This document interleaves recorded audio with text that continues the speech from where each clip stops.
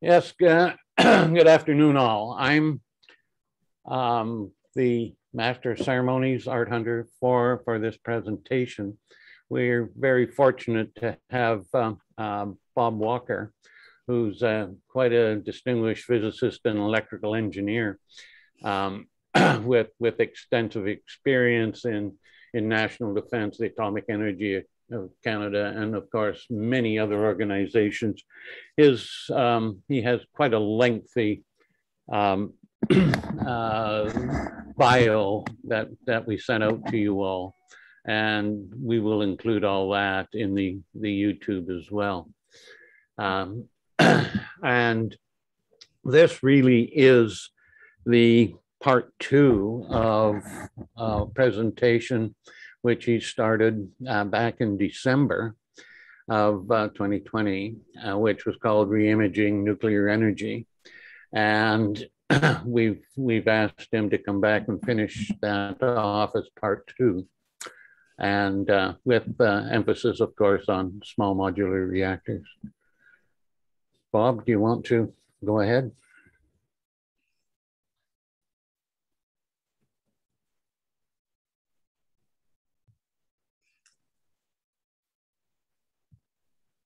There we go. Everybody can see my presentation. Art, we okay here to go? Yeah, go ahead. Okay, wonderful. Thanks everybody for joining us today. I see we have a good turnout. Very much appreciate that. It's hard to imagine that it's been 11 months since I provided my first presentation to CACOR, and lots been happening in this space. And it's a pleasure to be able to give you an update on the role. Largely what I'm going to be talking about here is the role of nuclear energy in the path to net zero and the leadership opportunities for Canada in that space. Folks, however, I'd like to begin with a land acknowledgement. And with that acknowledgement, I join you today from my home in rural Ottawa, which is located on the unceded, unsurrendered territory of the Anishinaabe Algonquin Nation, whose presence here reaches back to time immemorial. With this acknowledgement, we are recognizing the Algonquins as the customary keepers and defenders of the Ottawa River watershed and its tributaries. We honor their long history of welcoming many nations to this beautiful territory and uphold and uplift the voice and values of our host nation.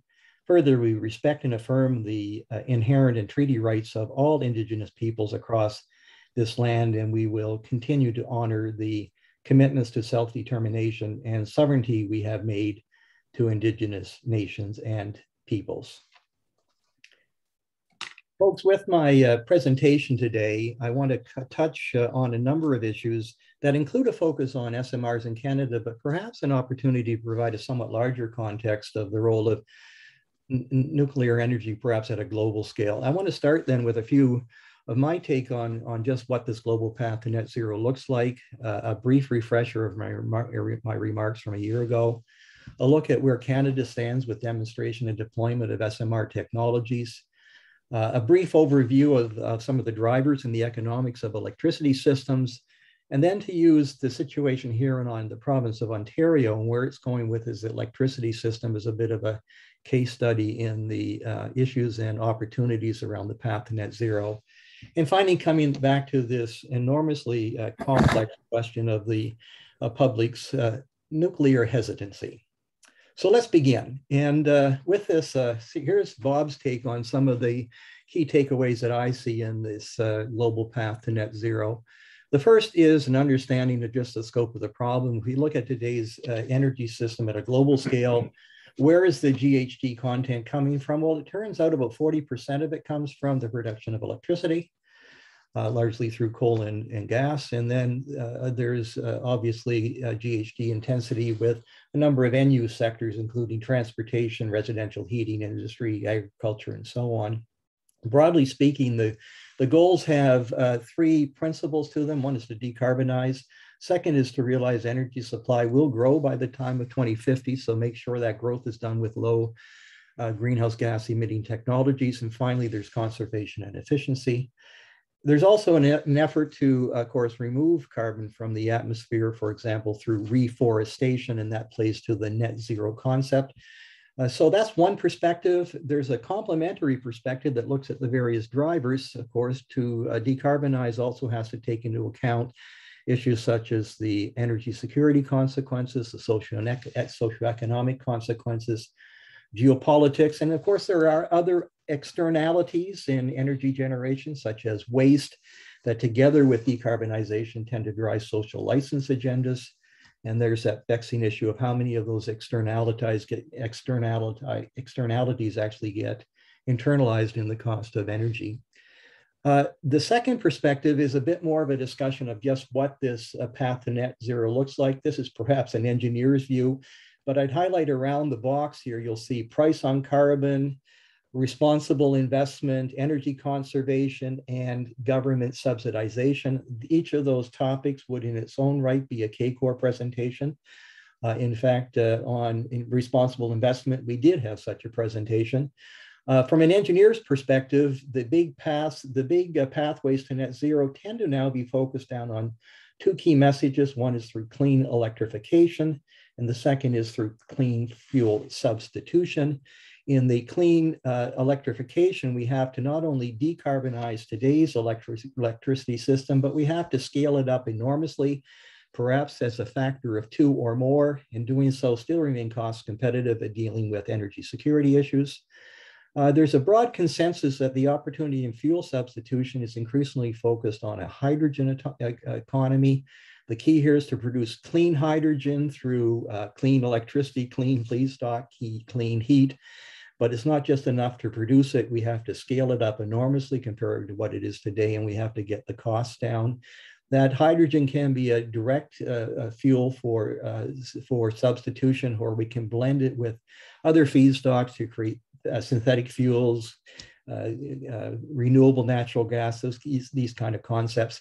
And of course, the electricity coming out of this system in its own right is end use. And then we also have these end use sectors that can be cleaned up either by going to electricity or using cleaner fuels. And in the red arrows, I've indicated that it's not just about the energy sources. All these sources carry considerable infrastructure that needs investment. So the question that comes out of this is how do we move forward? We all know that there's a compelling evidence we need lots more variable renewables, wind, solar. And the question that I'm exploring is what about the role of nuclear energy? An interesting case study right now that's happening as we speak is what's happening in Europe around its Green New Deal, where the European Commission is looking to nail down its sustainable finance taxonomy, essentially what activities are eligible for EU funding.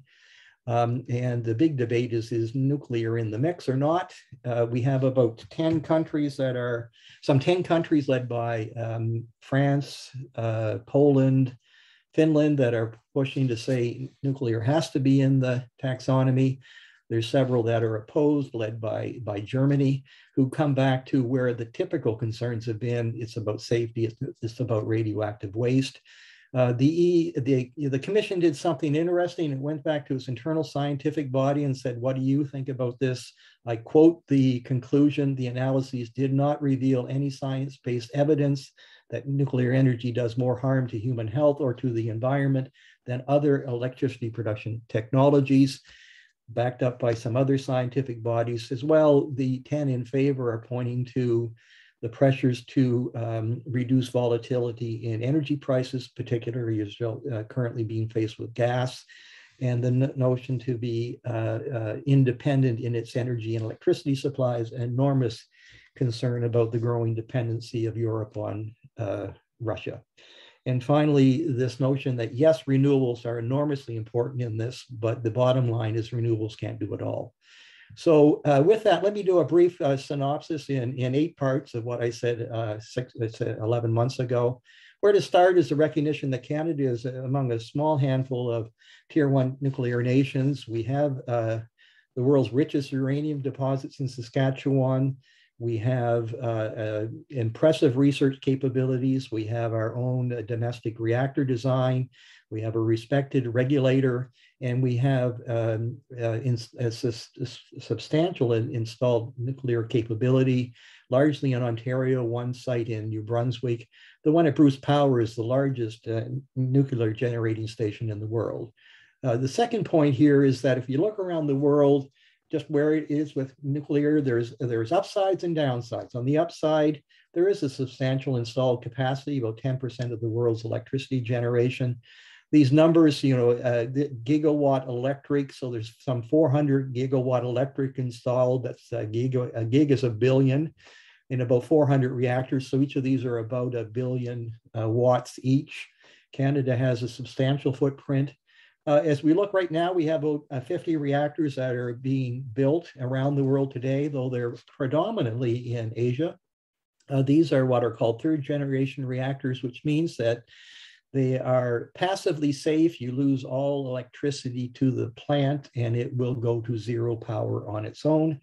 These projects are largely on budget, on schedule. We also have the refurbishment of a large part of the nuclear fleet in Ontario at $25 billion. I think it still holds the record as the largest clean energy project in North America. And I'm pleased to announce that that continues to be on budget and on schedule. If you look at data, it would suggest that nuclear energy is among the lowest emitting for greenhouse gases, affordable, scalable, and safest. But on the other hand, we have nuclear nations that are exiting nuclear energy. We have seen in the US plants shut down before the end of their operational life because they can't compete with gas. That's largely stopped now, by the way. The first of kind generation 3 reactor builds in the US and EU have virtually all of them have been behind schedule and over budget. And in the public eye, we have 3 Mile Island, Chernobyl, and Fukushima that figure big in people's view of nuclear energy. So we still have this persistent, significant levels of hesitancy on the technology.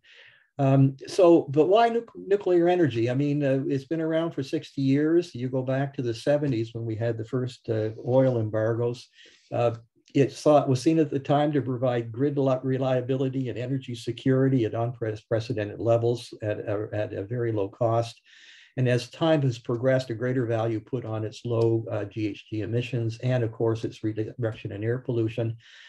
Tomorrow, it's about all of that, but more. It's about also the fact that if you make it dispatchable, that you enable variable renewables, you can scale it to fit smaller grids, you can look at energy markets beyond electricity, and you can provide security for markets that perhaps this has been a problem in the past. Think about our Indigenous peoples in Canada's north.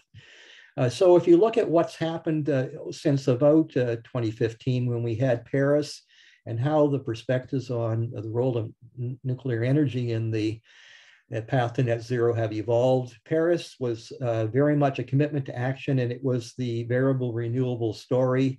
In 2018, we have a number of countries come together under the Clean Energy Ministerial to try to bring nuclear into that equation with renewables. IPCC in 2018 said through its scenarios, yes, we need more variable renewables, but we also need more nuclear energy. And more recently, the IEA has issued a number of studies looking at depth of this problem. Its most recent net zero scenario, which I would stress is but one pathway, postulates about a doubling of the global nuclear capacity, recognizing that by 2050, much of that fleet will have to be replaced anyway.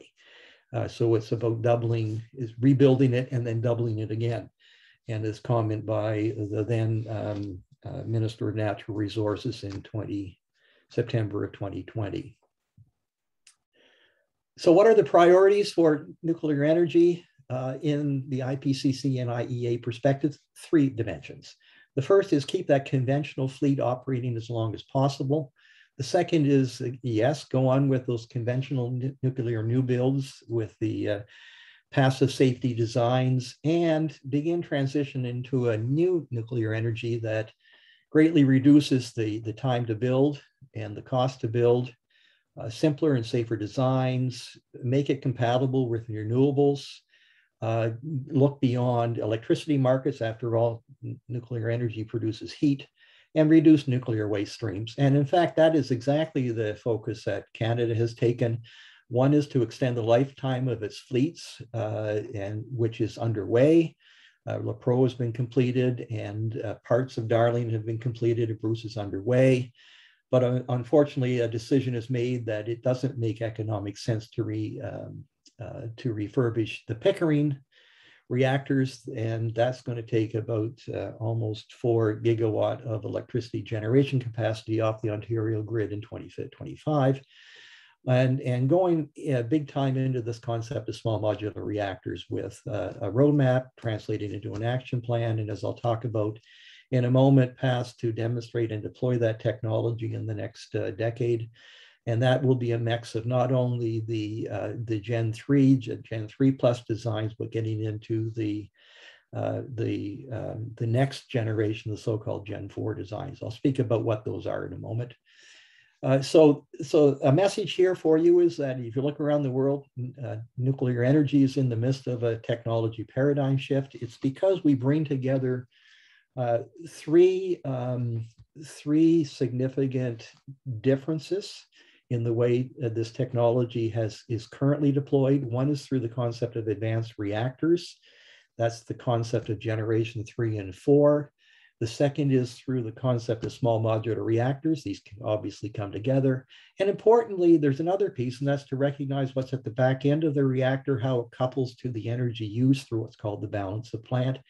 These designs, as I've indicated in the blue boxes, I think that number has gone from, I've seen it's gone from 70 companies I was talking about a year ago. I think the number is 150 companies now worldwide.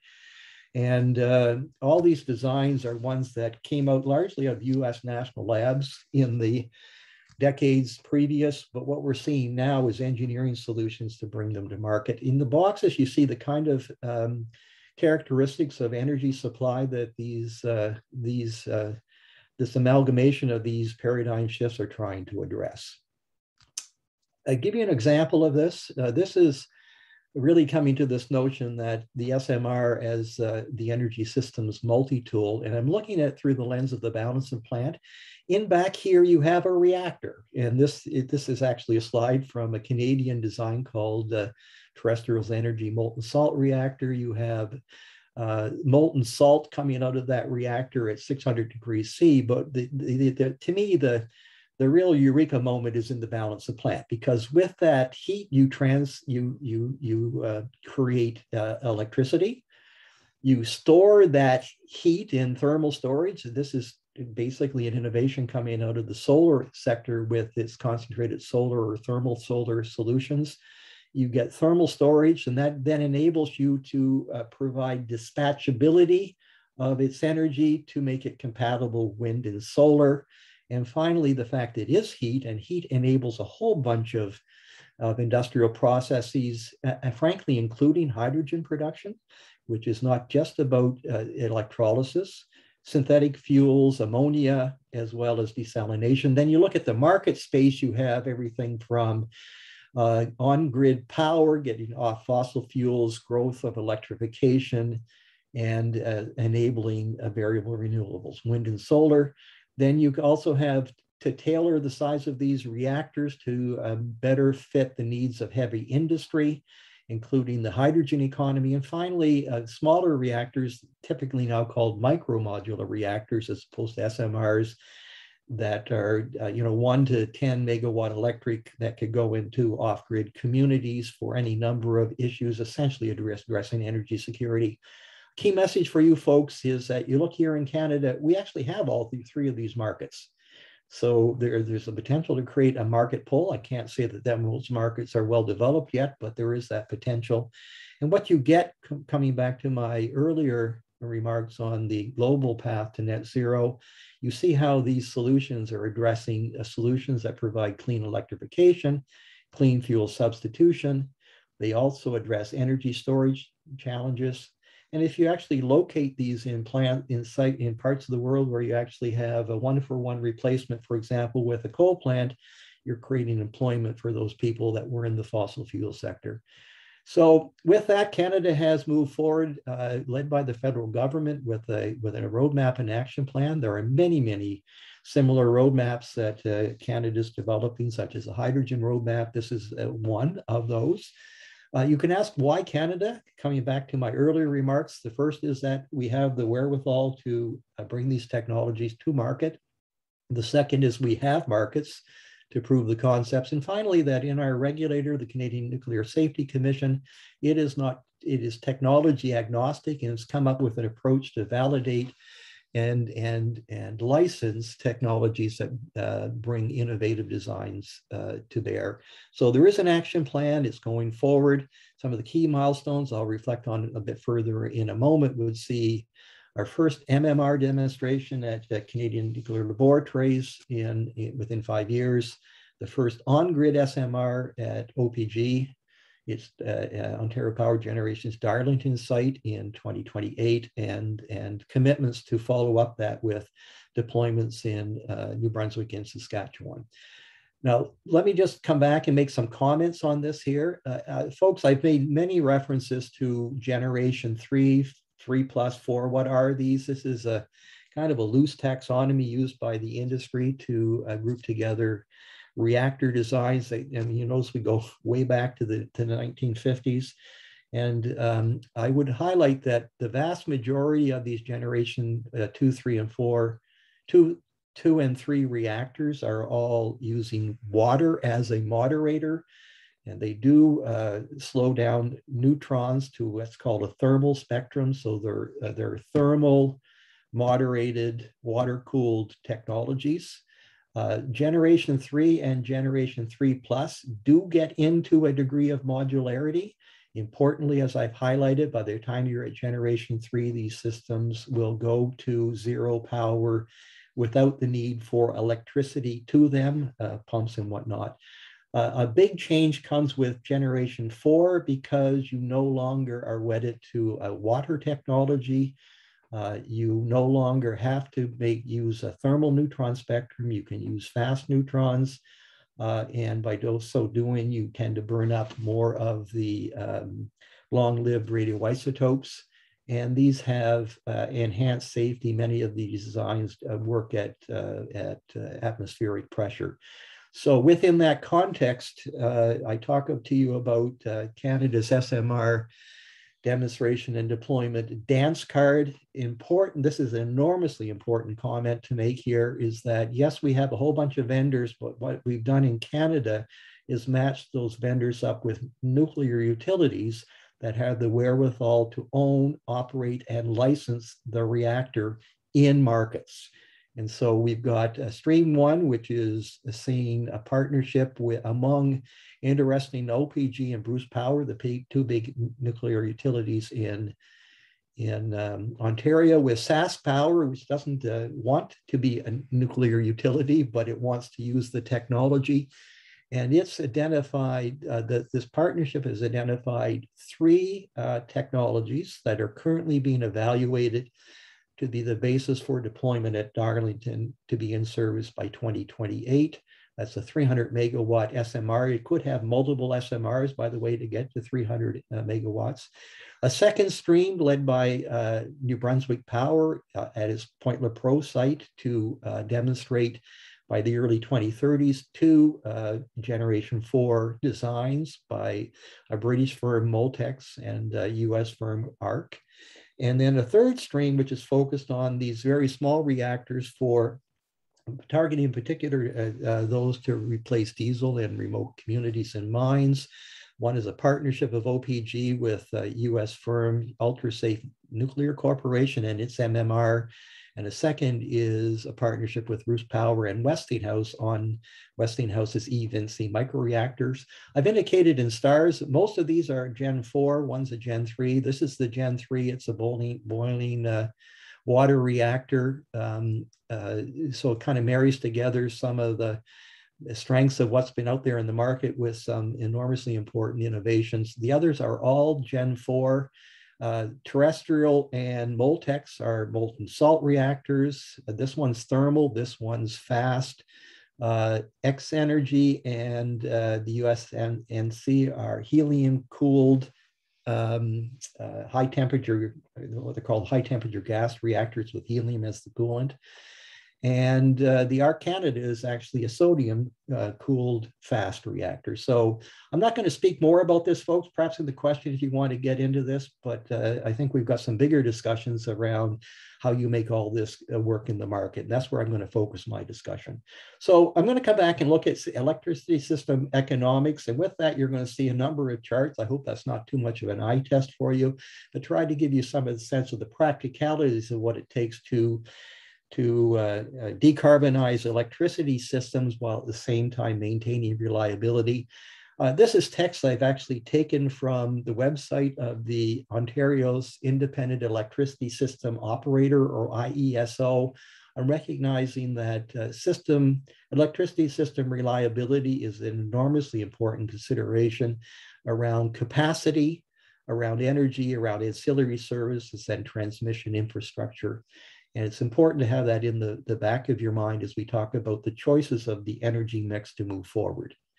If we look at then comparing the costs of nuclear versus other technologies, there's a few ways we do this. Typically, it involves how much does it cost to build, usually normalized to the dollars per kilowatt of capacity installed. The second is what's called the levelized cost of electricity, which is the price per unit of energy unit of energy that's not power. So it's a megawatt hour, for example. And that's the full cost to capitalize, to pay the interest charges on capitalization, operating and maintenance, fuel charges, decommissioning charges. And then finally, the load factors. How often is that energy source actually operating? If we're going to compare nuclear, as we must, with variable renewables, there's a couple other perspectives we need to look, and that's the impact of the percent penetration of wind and solar in the energy mix on the electricity system costs, because there is an impact on reliability. And then there's the perspective of energy storage, electricity storage. I have this caveat here in that I can't put my hand on my heart and show you costs for SMRs because there are not enough out there to do so. So I'm arguing that you can use the cost of large nuclear as a bounding scenario for looking at those costs. And why is that so? This graph is an attempt to give you a sense of the economics of large reactors versus small reactors. Large reactors work on the concept of the economies of scale. The costs of the reactor, the costs around the reactor, the balance of plant and all that infrastructure it does not scale linearly as the reactor gets bigger. So hence there's an economic reason to make the reactors bigger, provided you have the learning in your supply chain to have done it enough times that you're taking advantage of that economies of scale. If you look on a construction cost of dollars per unit of construction, if you go small, the costs per unit of construction are higher unless you go to the concept of modularity, which is the factory build. They're small, so there's a simplification of design. You standardize and produce the whole lot of it, Ford's Model Ts, and you harmonize your regulatory environment so that you're getting this economies of multiples across global fleets. Also, you have this big advantage that the experience shows it takes some 5 to 10 years to build a large reactor. And our vendors are telling us that it's possible to build these small reactors in 1 to 3 years, all those advantages. I'm going to show you some charts that I've taken out of recent publications by the International Energy Agency and the OECD's Nuclear Energy Agency, looking at the comparative costs of energy systems. First place to do is just to make the comment that over the last decade or so, the cost of big nuclear, particularly in Europe and North America, has certainly increased over what it was with Gen 2 technology. That is largely associated with the unfamiliarity of these technologies in the supply chain and building up that capacity. There's more builds going on in Asia and Russia, so their costs have stabilized at the lower levels. So there is a projection that these costs, this is again the cost, this is in dollars per kilowatt electric. If you look at it, you're building a billion-watt plant, a gigawatt plant. By the way, the reactors at Bruce and Darlington are about a gigawatt each. This would be the price in $1 billion per gigawatt plant. So it would be, this is $1, $2, $3 billion. So big investment. It's a big cash outlay. It's, as we'll see in a couple of minutes, however, the costs of these plants in an LCOE perspective are very competitive. So with this, a few eye tests. Again, this comes from this well-respected annual update of the costs of generating electricity from the IEA. This is the overnight capital costs, again, dollars per kilowatt. These bars are from actual data projected, data provided by countries projected to be the state in 2025. You'll see here that nuclear is this bar here, kind of competitive with hydro. There's coal, there's gas. Here's our solar, and here's our wind. Offshore wind being a little less favorable. So some, we have quite a variability in costs. We see that solar and onshore wind are cost competitive with gas and coal, and nuclear and hydro are projected to have comparable capital costs. So there's one perspective. The second perspective is now this concept of levelized cost of electricity. What you have here is a whole spectrum of fossil and low GHG technologies. These analyses project the situation in 2025 based on real data. They also assume a carbon price, which is fairly modest at $30 a ton of carbon, and a cost, the interest rate for paying off your capital at 7%. These bars are kind of the 50th percentile interval of the spread of costs. And so you kind of see in the middle about what the average cost would be. And if I look across the line here, first thing you'll notice is that this little blip down here, well, that's the cost of refurbishing a nuclear reactor. So like we're doing with Darlington and Bruce. So the first point is that is actually right now the cheapest way of getting low GHG technology. If you have a reactor you can refurbish. But some of the other key messages here is that a number of these technologies are now competitive with coal and with increasingly with gas. This is all good news. Yes, you can bring carbon capture, utilization, and storage into the mix, but that pushes those costs up. So if you look across here, you see that nuclear, hydro, and utility scale, wind, and solar are competitive in terms of LCOE. As I indicated earlier, however, this variability, one other factor is load.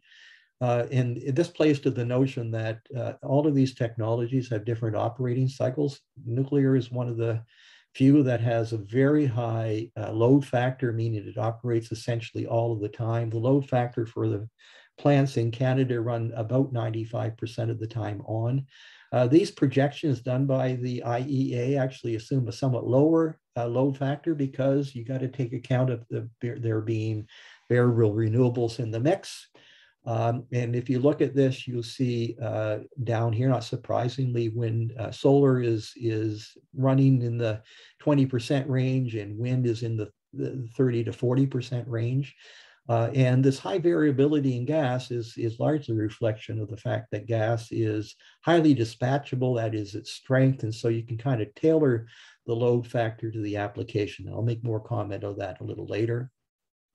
The final comment is the cost of storage. These are what are called experience curves. They project the cost of various energy storage systems in dollars per kilowatt hour as a function of the size or the capacity you're trying to install. The more you install, the more the price comes down.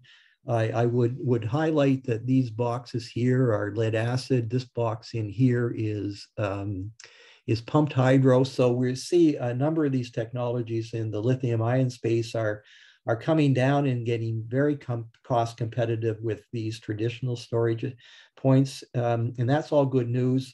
The challenge here is to simply get nuclear out of the mix and do it all with variable renewables and storage it's estimated that that cost has got to come down to something on the range of $20 kilowatt hour, which is a little off the graph. There's a number of people that view that's achievable, and it's certainly been making impressive advances, and so that may well be the case.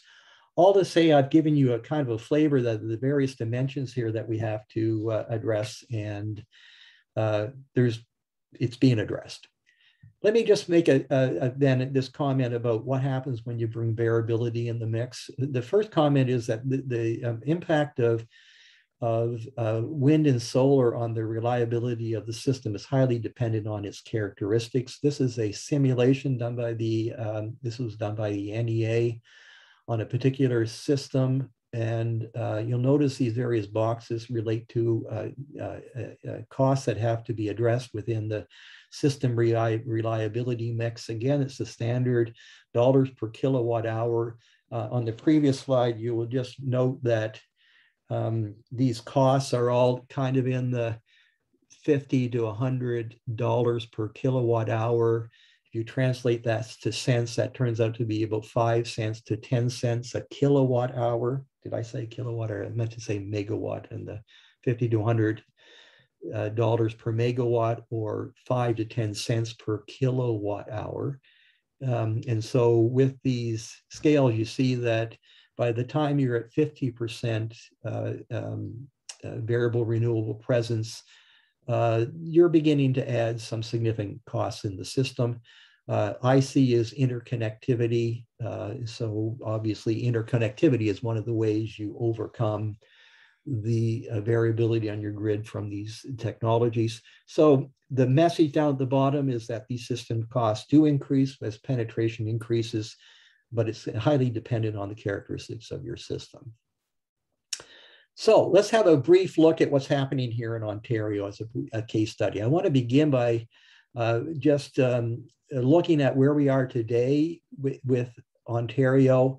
Where is it's going from the perspective of its independent electricity system operator? It's recently issued a feasibility study to look at the possibility of eliminating entirely gas from its mix, and then what the future may hold. I come back and start with this comment that I introduced at the very earlier on about system reliability and its importance in the whole mix. So here's graphs I've simply taken off the IESO website and putting this presentation together.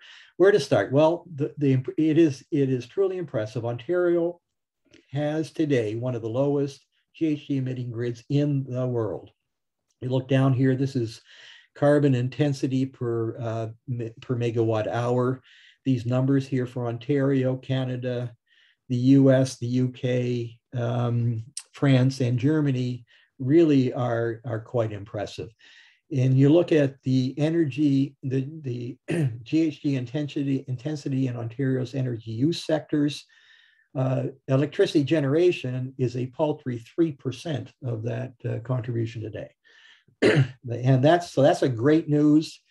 It's a case study itself, how it got there. The question here is that as we look to, playing back to my earlier slides, to address the GHG intensity of these sectors, can further electrification of those sectors help? And how would the electricity sector evolve in order to make that happen? So with that, just a bit more detail on today. So what you see here is the current mix of the Ontario grid. And it is a remarkably diversified mix. On the left, you see the what's called the nameplate capacity of that installed capacity. And on the right, you see what the actual output of that system is. A few things will strike you. Nuclear as a percent of capacity is lower than as a percent of output. And that's because of nuclear's high load factor and its low price. And so it is running about 60% of Ontario's electricity supply at any moment. The reduction in capacity and output for wind is largely a reflection of the load factor I talked about earlier. And there's quite a large installed gas capacity in Ontario, but on average, a very small utilization. What it does do is stabilizes the grid. And that's, for example, in the chart you see down below here, on hot summer days when the demand through the day goes up, we don't get that demand by turning on more nuclear reactors. We get it by turning on more gas. And so gas is that dispatchable power that is enormously important to the reliability of the Ontario grid. This is another graph here. I know my colleague Art Hunter would have lots to say about this graph. What you see above is a reflection of the graph I showed you earlier. This one down below is what are called the current installed embedded generation, which is heavily focused on renewables and particularly solar. This is what is referred to as distributed energy resources, or so-called microgrids.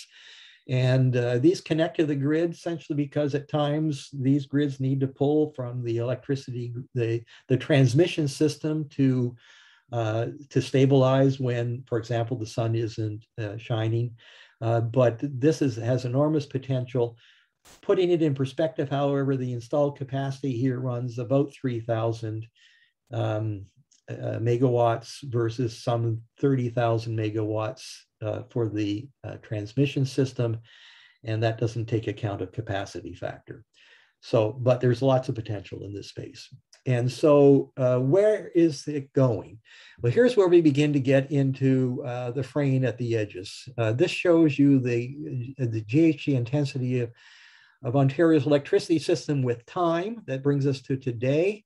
And a point I didn't make, but it was evident on the text here, is that Ontario is one of the few jurisdictions that hasn't gotten entirely off of coal through the 2000s, where the GHG intensity was up about 35 megatons, and now it's down to about 5 megatons. But as we go forward, we see this uncomfortable reality that the GHG intensity of our grid is increasing. And why is that? Well, it's because we're going to be closing Pickering. And we've got those nuclear refurbishments going on that are taking a kind of a gigawatt out of service for 4 years at a time. And what's the IESO doing about that? Well, its intention is to use more gas. And that means its intensity goes up. The second point is the IESO is also the body charged with predicting where the energy demand in Ontario is going to go with time. And if you look out over the next 20 years, this is its latest projection, which shows that demand increasing, but that demand increase is only 20%. And that seems to be far short of what would need to be the increase if, in fact, electrification was the path to removing the carbon intensity, for example, in transportation or building heating. So with this regard, I realize this is an eye test, and I only ask you to look at the big nameplates here, but here a year ago, recognizing this reality and the fact that some 30 municipalities in Ontario had complained to the Minister of Energy as why is it we have so much natural gas in our mix? Let's get off gas by 2030. And the IESO was tasked to say, is it feasible? So what it did is it looked at, how do I get rid of 11,000 megawatts of gas? It said, I'm going to do it with 17,000 megawatts of new supply and about 1,600 megawatts of energy efficiency. I'm going to do it through efficiencies, storage, more wind, get more electricity from Quebec. Demand response, meaning those that buy my electricity will ask for more. Solar and a little bit of nuclear, that nuclear being the SMR coming into OPG in 2028. And in the boxes, if you want to come back later and look at this, is directly off the website, more of what the assumptions were in doing this. But let me get to the bottom line of this study, just published. I'll read this. IESO modeling and simulation show that a reliable electricity service cannot be maintained, nor can the system support further electrification or accelerated economic growth if you get out of gas.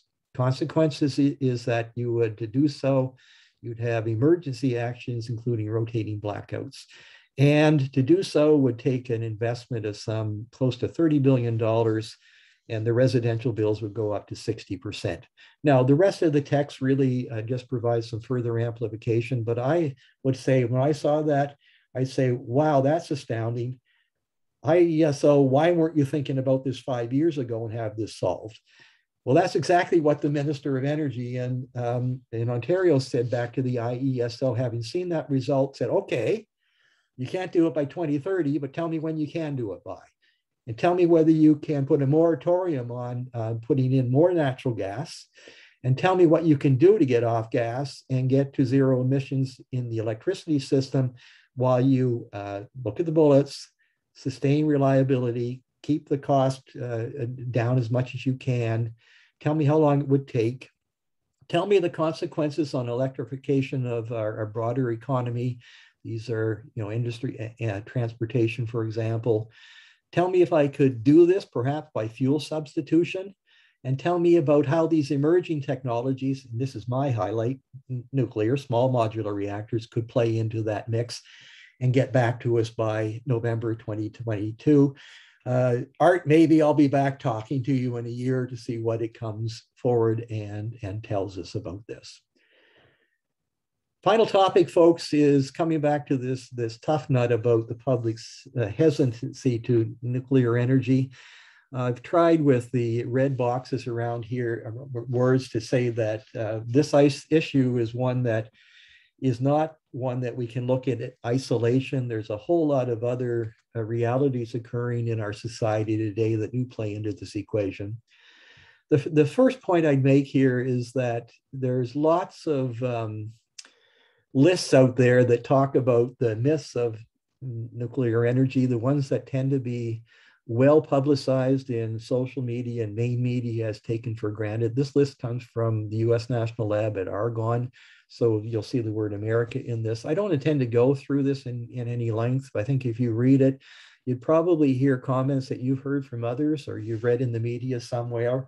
We could go through a half-hour discussion and say to you, every one of these statements here is in fact either not true or needs to be enormously contextualized, partly true. A second list, here's another one from the World Nuclear Association. Some would say, well, of course, this would be the view of the WNA, this would be the view of the industry.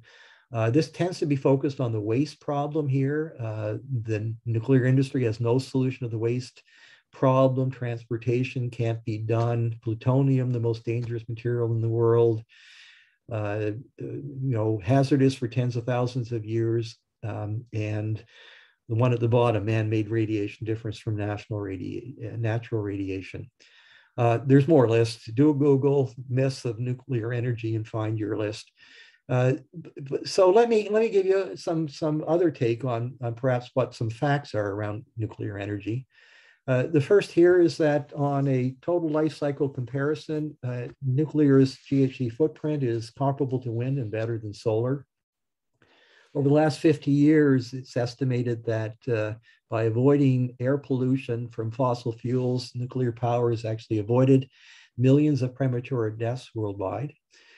That the costs of nuclear, its capital costs are high, yes, but all told, it is among the lowest cost electricity generation technologies.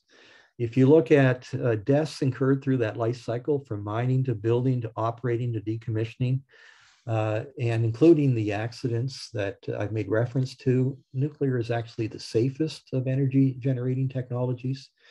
If you look at the cost of dealing with the waste, it's the only energy generating technology that has internalized the cost of its waste when that cost of nuclear energy on the Ontario grid is paid. The ratepayer is actually paying for the disposition of the waste. If you look at the volume of waste produced by nuclear, what I call toxic waste, it's actually the least volume by orders of magnitude.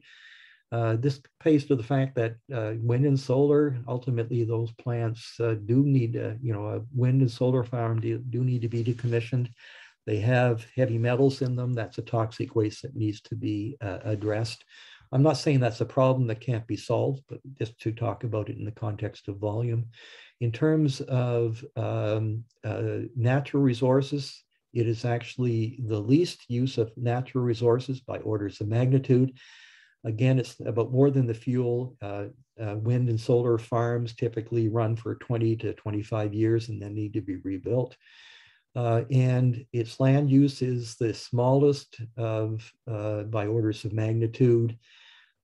Yes, it does emit ionizing radiation, which is also something that occurs naturally, and it's a very small fraction of what's occurred in the background. And one comment that I find particularly helpful is the annual radiation dose to the public from nuclear power is about that obtained when each of us eats one banana per year. If you didn't realize this, a banana is rich in potassium. There's an isotope of potassium that's radioactive. So a banana is actually radioactive. That would suggest that nuclear is green. But what's the problem? So let me just talk about some of the reasons that this is occurring. Part of this is the role of regulation, and we have government as a role to look after the public good through the regulation of economic activity. In the public health space, we're witnessing that with COVID today, where we have the public health regulator that looks at a proponent's vaccine proposal and is the data to determine is it effective and is it safe. If you look at that in the context of nuclear energy, the regulator, the Canadian Nuclear Safety Commission, looks at proponents' nuclear energy project and says, is it safe? But actually makes no comment on the benefit. In fact, explicitly says the comment of engaging the public and communities around the benefits is the proponent's responsibility. Okay. And then we play into how activism plays into this agenda, where we're looking at the pros and cons. The fact that we're not actually focused on the benefits of the technology, I think, puts it at a disadvantage compared to the dialogue that occurs on the risks. And I'm almost done here. We just put up some of these views. Again, my engagement with the Institute for Science, Society, and Policy at the University of Ottawa, which is largely social scientists, points to a number of these realities, which tends to be trends in society, erosion of public trust in experts, this politicization and polarization of the political process in Western democracies, the expectation of individuals and communities to have voice in the decisions that directly affect them, the echo chambers of social media, the concept that we all, including myself, engage in motivated reasoning to put a filter on the evidence we've received to say whether it is consistent with or is opposite to our pre-existing worldviews. And finally, this concept of rationality, which a social scientist colleague has said to me in the following blunt terms: when we have an industry that says nuclear energy is safe, yet we must bury our waste a kilometer underground, and a public that says, wow, this must be the most dangerous stuff there is, who's actually more rational? All this to come to the point that we really do need a new approach to meaningful consultation. And I'm going to come back and make that point in a very explicit way around the realities of SMRs. And so much of my discussion today with you around SMRs has talked about the concept of an SMR plant with its balance of plant. But the reality here is we need fleets of these plants, both because of the energy demand we're trying to fill with clean technologies, and also to get the economics right. There's factories for manufacturing, we have mining, we have fuel manufacturing, fuel reprocessing, we have to manage the waste, we have a deep geological repository, and all these arrows talk about transportation of nuclear materials. The reality here is that each of these these purple stars indicates an opportunity and a need for engagement. Engagement with Indigenous rights holders, engagement with hosted and impacted communities. There's the agreements between those customers of the technology and the owner, operator, and licensee operating the technology. And finally, there's regulation. These implicated jurisdictions in that system are are many. It's not one. I've talked about international, federal, provincial, territorial, municipal, and First Nations. All of those are impacted. So there's a complex scenario. It's time to get on with it. Certainly within Canada's action plan, this is what we're trying to do. I will say in the last 6 months, I've heard 2 panels that have engaged Indigenous leaders where the question was posed to them, where do you think the nuclear industry is today with meaningful engagement with your Indigenous community, your First Nation? And every time on a scale from 1 to 10, the number I heard was 1. So we have some heavy lifting to do here. So in conclusion, the path to net zero, it's an unprecedented challenge. There is no silver bullet. Nuclear energy with its technology paradigm shift has potential to be a significant player here when coupled with variable renewables. I've talked at the end about this notion of meaningful engagement. And as I've indicated, with Canada's unique position as tier 1 with many of these markets, we could be in a very helpful way to show a path to the role of nuclear in getting us to net zero. There we go. And with that, I'll just drop this out here and come back to you folks. Well, that was quite a plateful. Going through it, we've got a number of questions. There's 5 that have indicated so far. There'll be some more. I will go first, and Peter Bolkowski is on deck for coming up next. One of the things that struck me was that you indicated there is about 150 companies that were involved, I presume that's globally, in producing SMRs, and which leads me to ask the question, is there a very clear definition of what a SMR is? Is there an international recognized specification or some form of limits that have to, each one of these designs must meet? And of course, part of that as well is your use of the term dispatchable, which, to me means I can run the output up and down and turn it on and off at will. And that then leads me to say, well, how fast can you shut down an SMR?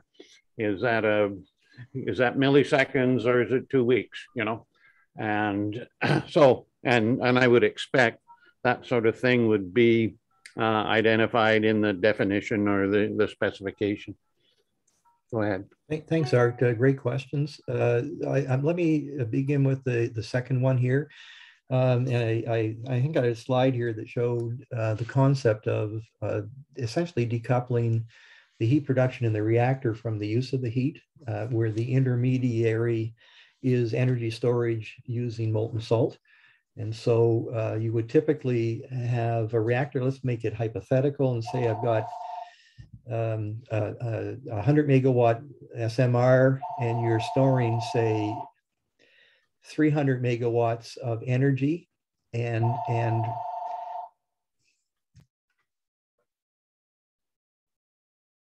I'm not sure who's ringing. I'm just waiting for my wife to pick up the phone, so it wasn't the back. So essentially, the issue here is how fast can that molten salt energy, that heat, be translated into electricity on the grid? Yeah. And that's essentially the same technologies we have in what's called concentrated solar. You would see in deserts that use reflectors to turn solar energy into heat. And so it's close to the dispatchability of gas, and that's the key message here. So and that's why I made a reference to the innovation in the balance of plant designs that allow the reactor to essentially run at its high capacity or high load factor, but you're only drawing off the heat when the system demands it. When it comes to the designs, at the end of the day, the regulator has very robust requirements on what it takes to have a safe design.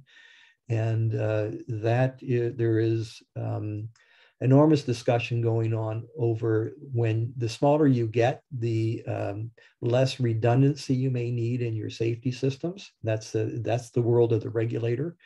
But there's a broad view that when systems go smaller, the ability to meet regulatory safety standards gets simpler. In terms of definitions, there is no, it's a bit of an art here, pardon me, art, but typically an SMR is considered anything below about 300 megawatt electric, and anything now below about 5 megawatt electric is considered a micro modular reactor. These definitions are quite artificial.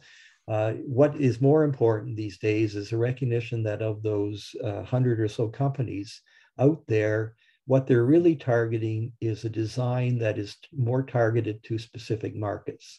So for example, this is a small reactor type, which would be competitive with off-grid diesel, which is extremely expensive, by the way. Or this is one that is geared for on-grid competition by a one-to-one replacement with a coal plant. And they also, with the move to fourth generation technologies, you get higher thermal output, which makes them more applicable for industrial uses.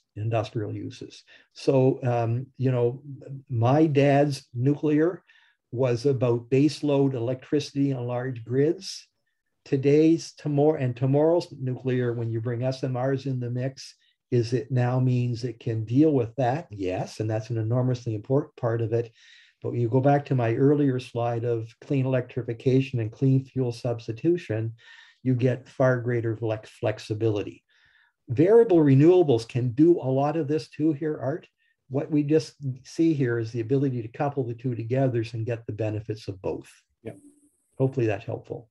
Yes, yes, yes. Thank you very much. Okay, Peter Balkowski, you're on deck now, or you're on now, and Peter Oppenheimer, you're on deck. Hi, Bob. I'm a simple PhD chemist with 45 years working in the oil and gas. So your various economics graphs and so on are interesting. But as a simple consumer in Calgary for the last 3 years, with what was mostly coal-fired power, my energy charge was 3 cents a kilowatt hour. As we've shifted with more expensive natural gas, for the next 3 years, my energy charge for electricity will be 6 cents a kilowatt hour. What price will SMRs be able to provide electricity to me as the energy charge here in Calgary, assuming no subsidies for construction and operation? So cents per kilowatt hour energy to the consumer. Thanks for that, Peter. So I can tell you what the vendors say, and that's saying it's going to be in the 3 to 6 cents a kilowatt hour. That's the target range. You know, I can't put my hand on my heart because we are seeing these just come into proof of concept. And an enormously important point I hope you did pick up on is that it gets there compared to large reactors through the economies of multiples, which means you need multiple of them built. So the message here is, yes, it will be cost competitive with coal and with gas moving forward. There are the yes buts that I've tried to highlight in my remarks. The mass production, if I may, Art, sort of ask my second question, with potentially 100 or more different designs, one of the problems we've had with large nuclear is that almost every site is unique. So you lose all cost efficiencies. If you have 20, 30, 50, 100 different designs for SMRs, how are you going to achieve the mass production? The Ford Model T made it by producing hundreds of thousands or millions of cars. If you're only able to produce 5 or 10 or 20, where's the mass cost reduction going to come from? Peter, thank you enormously. Very astute comment here. And this is at the heart of some of those challenges moving forward. We are in how's that term go? We have the problem of too many designs out there without a structure to get down to the small set. And I will use the example of what's happening in Canada. So we talk 70 to 100 designs right there. That's been now filtered down to 7 in the running in Canada. And I highlight that a couple of those are in the very small market, and the rest are in the large market. In the case of the large market, OPG, SaskPower, and Bruce Power have looked around the world and said, we're only going to be serious about 3. And that decision on which of those 3 will occur in the next few weeks. That decision is going to be made by the end of 2021. That will be the technology it looks to deploy at Darlington, and Saskatchewan pulling onto it. And so it has the potential to be the one that Canada would put in the market to get it up to the tens and hundreds and thousands to get to the economies of multiples. The challenge we have, and this plays to some of the realities when I talk about harmonization, if we're going to do this and the US takes a different approach and the UK takes a different approach and China takes a different approach, that's not constructive to get us to where we need to get. So these are the issues that go beyond technology and are key to it. But the process in Canada is helping winnow out the field to move it in the right space, and to do it in a time frame that can have a significant impact in net zero, though it's not going to have an impact on net zero by 2030. It's likely to occur in the 2 decades after that. Peter, I mean, your question is a profound one. There's many dimensions to it. I hope my comments have indicated people are well aware of this issue and working in that direction. Your answers are very helpful, and I appreciate them very much. Have yourself a great day. Thank you. Okay, thanks, Peter. Okay, Peter Ottenmeyer, you're next, and Ted Manning is on deck. Hi, Peter. Hello, Bob. I really appreciated your talk, and there were many aspects that I wish we had time to go into. Maybe some of the other people will. One struck me specifically is that we don't, as a nuclear industry, talk about benefits. You had that big hole there, it was empty. We talk about safety, and that of course means that it must be unsafe, as you indicated in your slides. I came into this really from a point of view of nuclear waste. And it seems to me that in looking at that over the last 20 years, there is no nuclear waste. I look at nuclear waste as a energy potential, because we use less than 1% of the uranium and the rest we call waste. And yet we have the technology to utilize all the rest of the heavy atoms and extract energy. And the benefit of that, which we don't talk about, is that eliminates the long-term million-year radioactive problem. And yet we somehow seem to refuse to go into the direction that allows us to do this, even in Ontario. And so, my question really is, why does the nuclear industry not embrace the technology, which is fast spectrum reactors, more strongly in its choice of the SMRs? New Brunswick is going in that direction, but Ontario is the big elephant in the room. And they are essentially using what I still call thermal reactors. That one X energy is really not a fast reactor in the true sense of the word. And so how, in your opinion, can I persuade the industry to go and embrace the benefits that it can offer of no nuclear waste, essentially, other than fission products, and 100 times more non-carbon energy with SMRs sort of going into the economy piece by piece by piece, as though you're building one wind turbine after another. I mean, we have that possibility, but we refuse to do it. And if Ontario picks one of those reactors, you know that Saskatchewan is going to go in that direction. And we're going in the wrong direction because we're still concentrating on that 1% fissile material that is there rather than all of the uranium. Peter, thanks enormously for your comments here. Frankly, I was hoping you'd be online in this presentation, and I was looking forward to you making these comments. To me, the challenge here is exactly the point you've made reference to in my presentation, is that as an industry and as a society, we have failed to engage the discussion on the benefits of this technology. It's always been about the risks. For example, this is just for an example, there is another one of these myths out there that tends to couple fuel reprocessing with the risk of nuclear weapons and proliferation. Again, this is, I would put in the category of either a myth or a partial truth that needs to be contextualized. But I would just offer that my connections with my colleagues in the U.S. still put the U.S.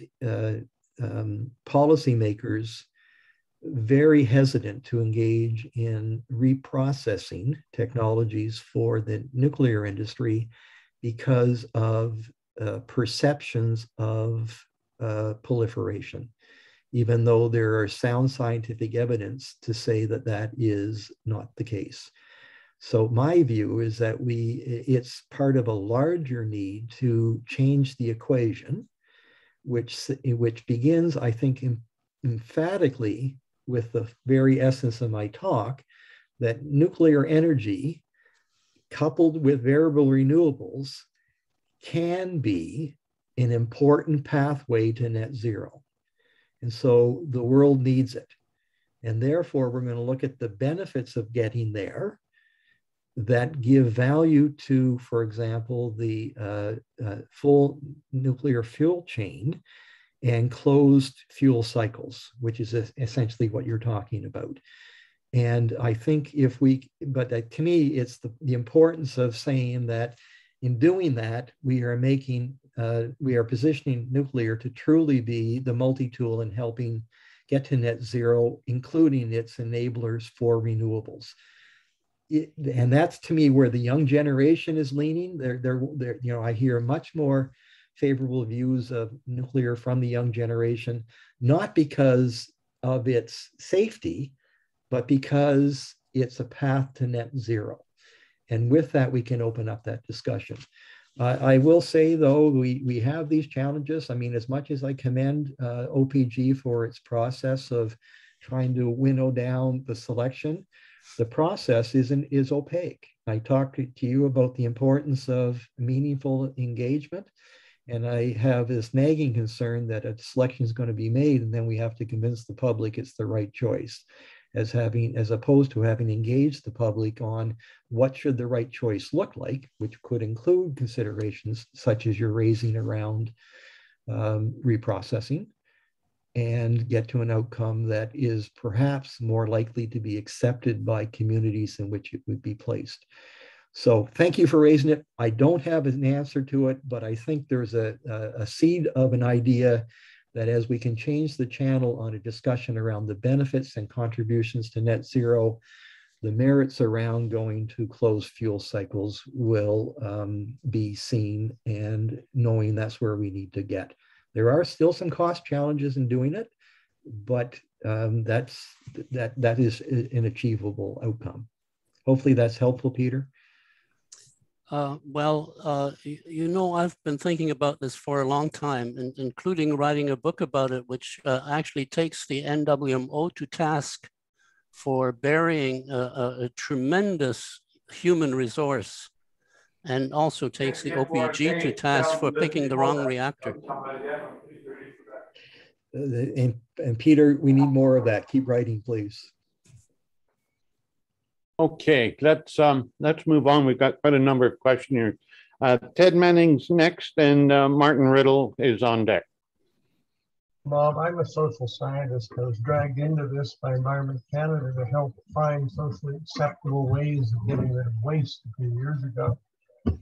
So right away, I'm going to point out that the market for bananas has probably fallen off the Dow already. And there's probably already a website on how radioactive the bananas are. The whole global industry may have gone under. The public is that sensitive to idiocy about risk, and they really do not understand that very well. Therefore, the question I've got is really, can we in fact simply, even if they will not believe us regarding the immensely overestimated safety issues, perhaps simply placing the reactors in places where they are not afraid of them. The new technology we now have of transmitting power long distances, they've got it working in China now, bringing solar all the way from Adobe to Beijing, almost lossless using graphene. Does that then come into where we site the new nuclear reactors, even though, as you certainly convinced me how much safer they are than the perception that's out there? Even so, could we in fact site them in places where they don't have visceral fear of them being there? Ted, you guys, one thing I've enjoyed with CACOR is the profound questions that come out. Thank you again for that. Let me just make an observation to you on polling data. I saw recently in Canada that that analyzed the degree of nuclear hesitancy with the distance from which the individual is from a nuclear power station. And the math tends to be about 30 kilometers. Okay. So if you're inside 30 kilometers, you are a fan of nuclear energy. Okay. If you're outside 30 kilometers, you are not, or less so. And so it comes back to that if you're closer to a nuclear reactor, you tend to be more informed.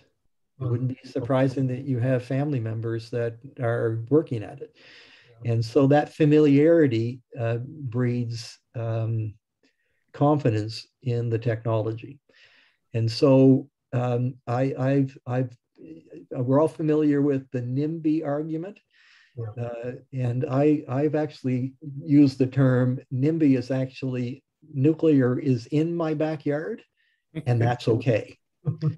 And in many ways, the strength of the SMR concept is that it will be in your backyard, and particularly the micro reactors. And so I think this notion of putting it away is probably, I may be wrong here, Ted, you're the social scientist.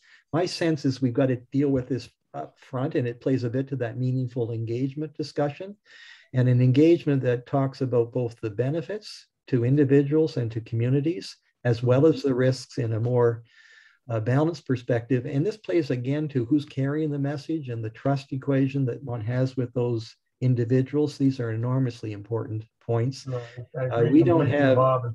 France has got it right. Maybe they have some lessons. We're still 84% on, and there's really no reactions to them going mostly nuclear.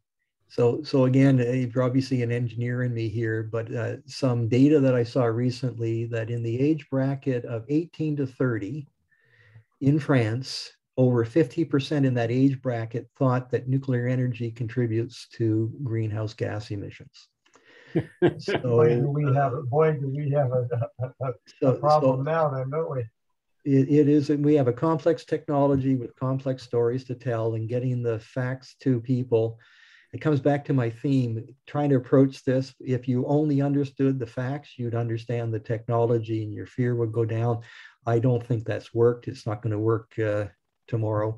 We can play into the whole story on vaccine hesitancy and anti-vaxxers, that there's parallels to be drawn here, Ted. It's a tough issue. Okay, let's move on. We've got lots of questioners here. Martin Riddle, you're up now. John Legg, you're on deck. Thanks, Bob. Excellent presentation. Very clear and rather frightening in many respects. But if we want to go faster in terms of the installation of these nuclear reactors, SMRs and MMRs, what in your view are the major issues? Is it technical, regulatory, or financial in terms of getting these plants built?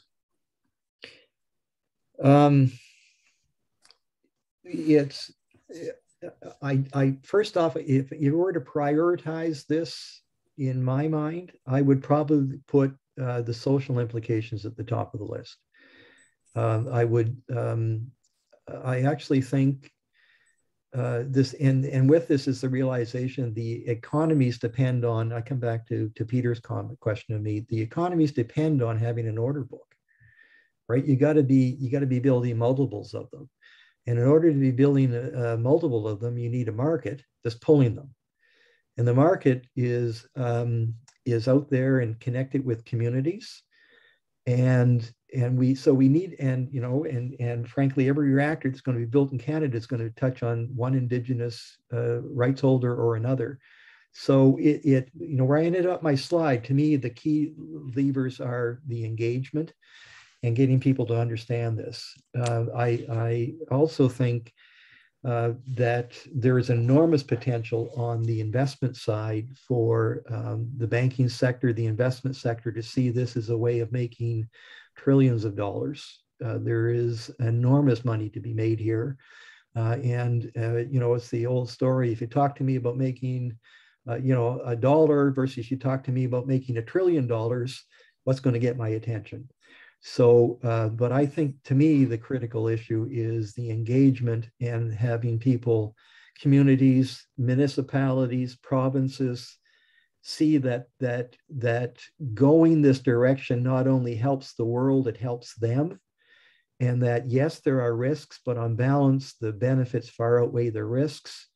You look at northern communities with their energy poverty and what this could mean to them.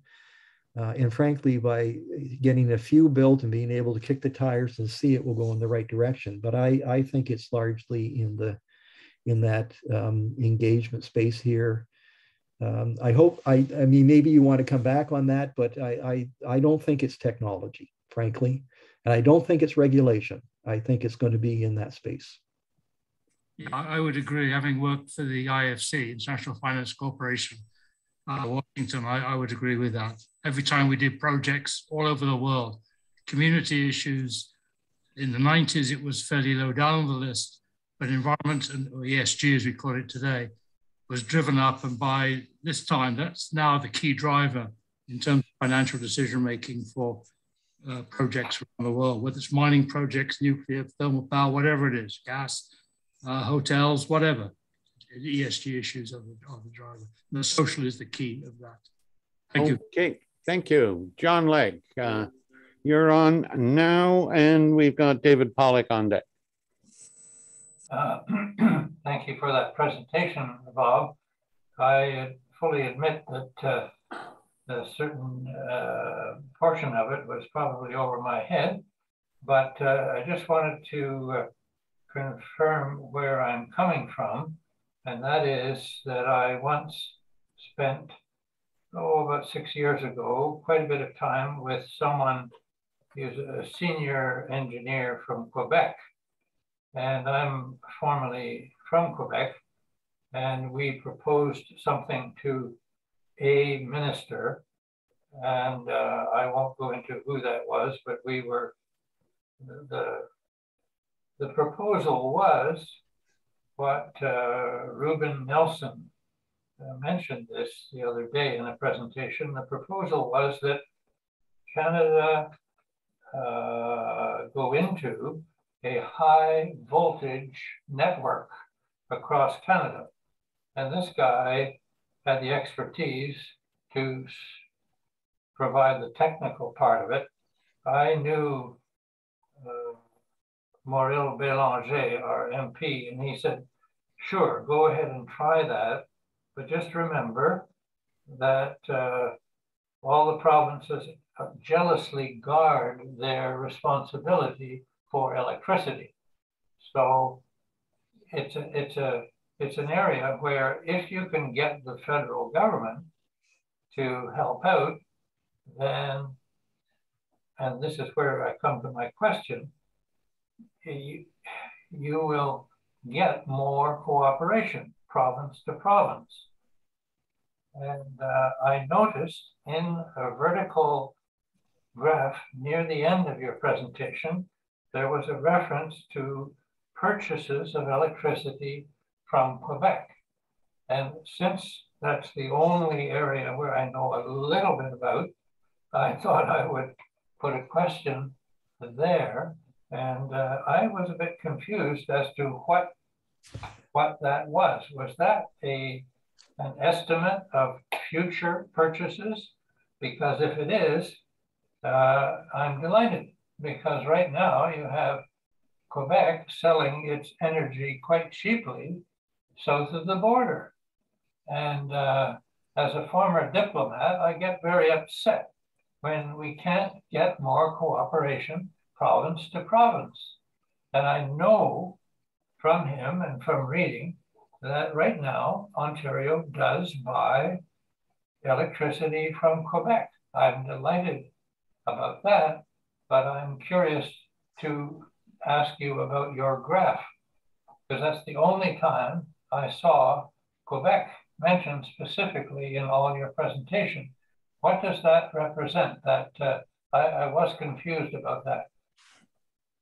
Thanks, John. There's a number of threads we could pull on this here, but first to the specifics on that IESO study, which I'm just reading what the study said, and the study said that we would need to up our purchase of electricity from Quebec, but the problem is Quebec doesn't have the electricity to sell us.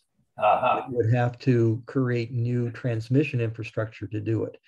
One of the things that I have raised, and I don't have the details, but that study actually says that Quebec is importing electricity in the winter because of the significant increase in electric heating used in the province. So there's also a projection that by 2030, Quebec is going to be in the need to increase its electricity generation just to meet its domestic needs. But whether I got this right or wrong, perhaps the key point here is that that in North America, we have 63 energy supply jurisdictions. And those are called provinces, territories, and states. And the federal government has jurisdiction on things that cross state or provincial boundaries, but only in the context of the public good, safety.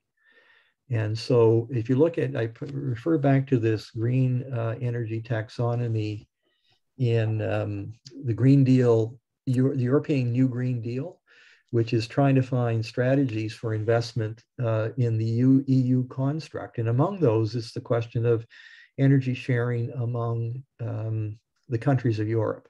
And there's no question that we can do far more of that in North America. Let me give you an example of some of the complexities here. France is, in its strategy moving forward, is committed to a path that will see a mix of nuclear and variable renewables in its mix. It also is big on hydrogen. And it moved forward with hydrogen. It's had this dilemma in its scenario planning where it says, I'll divert more of my nuclear electricity into hydrogen production. And that'll be good for France. However, at the EU level, it's bad because what we're doing now is selling our electricity to other countries in Europe who are displacing the use of gas and coal with it. And so the point is, if we could find a way of having the supply mix actually harmonized across provincial and state borders, and could I say, the national borders, we would be in a better place than what we are now in getting to more robust supply mixes. In fact, this is a critical element for variable renewables, wind and solar, where interconnectivity is a key element to help deal with variability. So we need more of that. The question is how to do it. And maybe Europe has some approaches here that we in North America, Canada and the US could benefit from. Okay, I hope that's helpful. Could we move on? We've got 5 more on tap here. Thank you. So David Pollock, you're next, and Derek Paul, would you, you're on deck. Thanks very much, Bob, for that really informative, pretty comprehensive presentation. I was very excited by coming to understand the development of Moltex a few years back, because I had tried to convince some of my environmental friends about the greater safety in nuclear, which you were referencing at a global level, regardless of different accidents. But what I wanted to ask, because I'm very interested in advocacy and public education, is even in our group here, people have listed things like letters to the Prime Minister with a fear that processes with Moltex could be used by terrorists, for example. There's been issues raised about the corrosive nature of salt and the radioactive storage of liquid waste that is produced.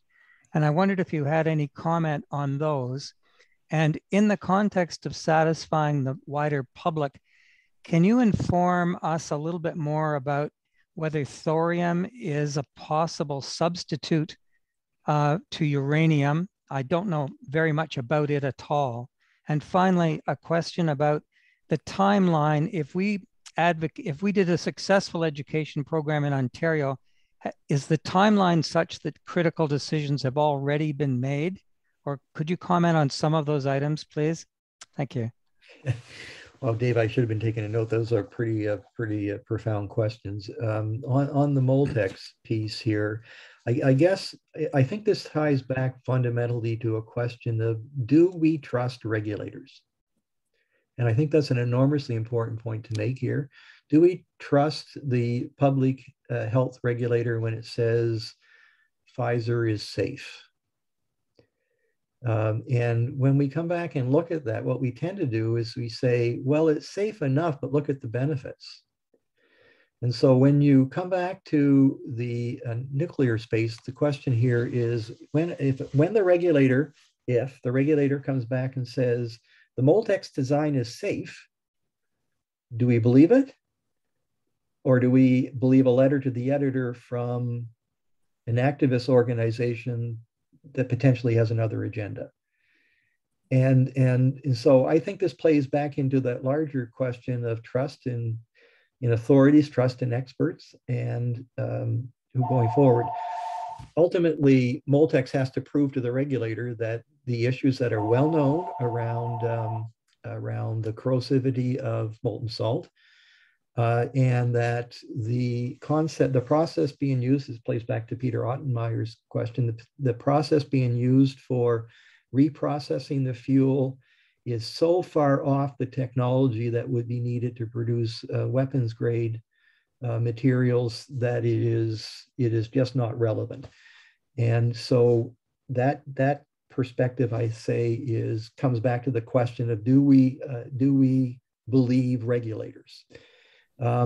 You asked the question, help me out here, David. That's the first question. Just start, remind me again. I was just referencing the worry that people had around the corrosive nature, in terms of the life cycle of how expensive and how soon part of the equipment would have to be reproduced in the storage of radioactive liquids. So again, I mean, molten salt reactors have been around for 60 years. There are operating molten salt reactors in Russia. The innovations that are being brought forward in these designs are solutions that deal with some of these well-known historic problems. And again, there are experts whose day job is to come back and assess whether they meet the safety standard for moving forward. And I simply refer to you that I believe when the CNSC comes back and says a design is safe, I believe it is safe. So the question is, can it get the licensing approval? It is going through The Moltex design is going through what's called the vendor design reviews with CNSC as I speak, and the outcomes will give us a sense of this. Again, I come back to some of the themes here, a discussion of the inherent safety risks versus the benefits. I would point out that one of the big advantages of the molten salt reactors is they operate at atmospheric pressure. So, and that's an enormous advantage. So, pros and cons. I think there was another thread you were pulling on. Did you have a comment about thorium at all and the possibilities? So I mean, this plays again into the larger question of the down selective reactor designs. This plays into the question of the fuel cycle. For any physicists in the audience, you would know that thorium is not a fissionable element itself, but what it will happen in the presence of neutrons, it captures a neutron and permutes into uranium-233, which is a fissionable material. So it's actually an element that in the presence of neutrons can be made into a fissionable material. And there's lots of thorium in the world, and it plays a bit into, Peter's Ottensmeyer's question about uranium supply.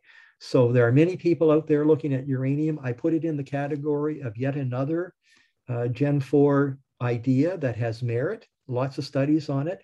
It comes back to what is the problem you're trying to solve? And it has certain advantages compared to other technologies. And I, on the other hand, would prefer us to move forward with closer in technologies and get them deployed. And as those ones get proven, let them come in behind. We have to get to 2050. We also have to get to 2100. And so a constant cycle of innovation and renewal will get us there. Thorium will be in the mix at some point. I just don't think we have to wait for it to begin to see nuclear making the difference. Thanks, Bob. I was asking the thorium question from the point of view of the public and a sense of getting away from the thing they're worried about is being uranium.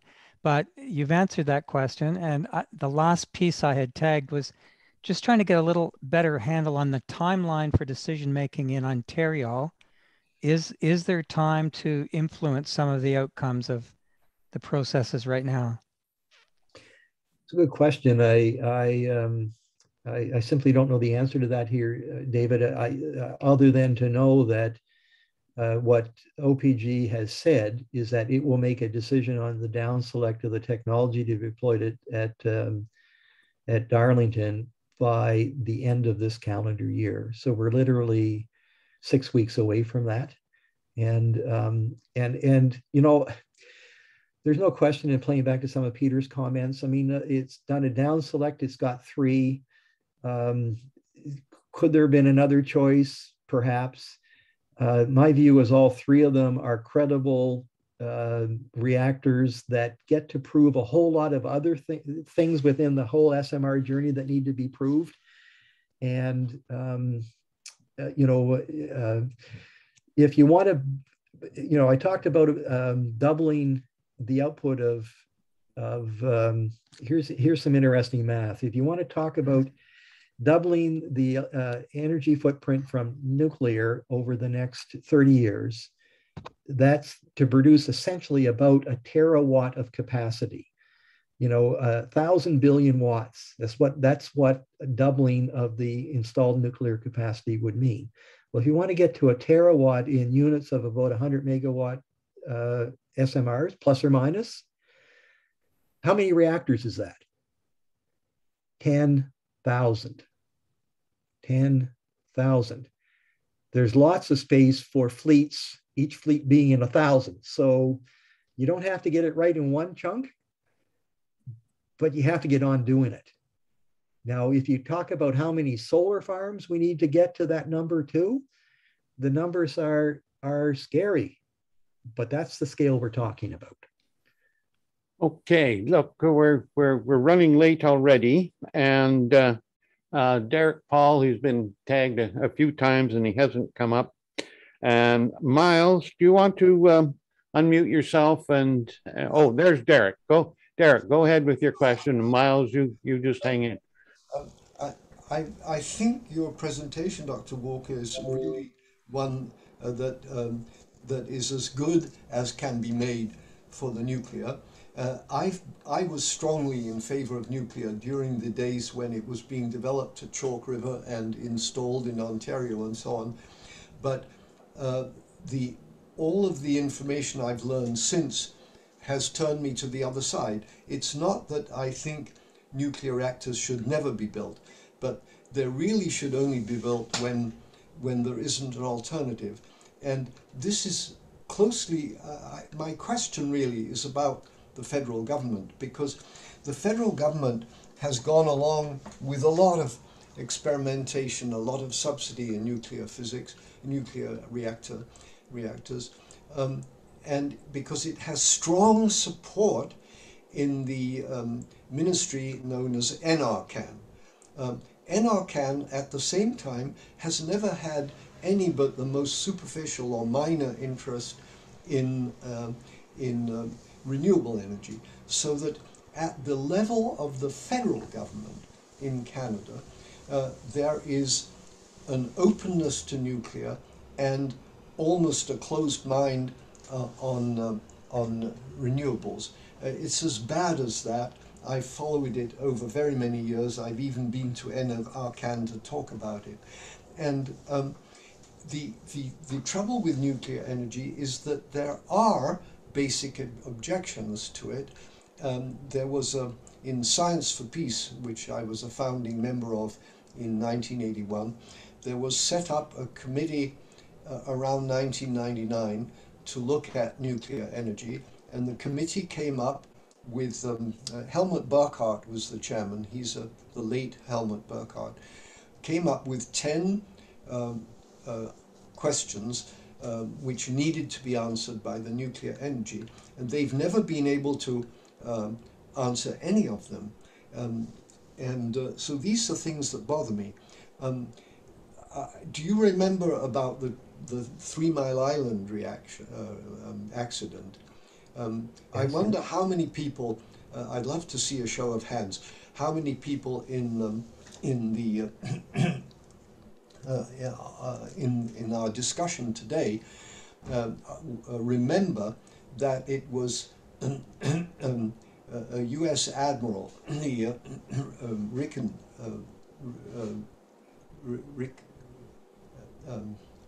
Derek, could we get Bob to respond to your main question? We're running late here. Yeah, sure, by all means. Bob? So, Derek, clearly you have a history here that is enormously important to you and reflects back on your worldview today. I guess a core part of my message here is that that we are in a time where the priority is net zero and climate, and it's a time to look at the benefit risk calculus of all energy generation technologies that have the potential to contribute to that path forward. And the core of my message here is that that this, particularly when you bring in the concept of SMRs and the concepts around its balance of plant, you end up with an argument that would point to the merit of having nuclear with lots of wind and solar. But if you take nuclear out of it, then the chance of getting to net zero, which is already astronomical, becomes even more problematic.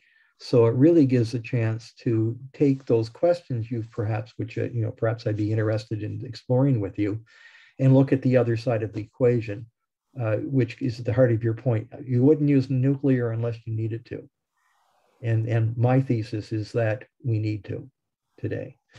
So perhaps that's another discussion, but it would also come into comparing some of the question you're posing with some of the comments I've made on the relative, so this comes back to the larger perspective of externalities, because many times what we're talking about is externalities other than carbon with nuclear, but we're not comparing those same externalities with other energy generating sources. So thanks, Dave. Derek, it's enormously important that we have a constructive challenge in this discussion. That's what you're doing, so I welcome that. I'd look forward to having more discussion with you on these. Okay, let's move on. And final question will be Miles. Do you want to go ahead? And then we will have Jean on deck. Hello, Dr. Walker. My name's Miles. And my question to you is whether you would be willing to change the problem definition of what we're facing. And I'll tell you what I mean. I've been following the work of Dr. Sailesh Rao, and he has the concept of a CO2 bathtub.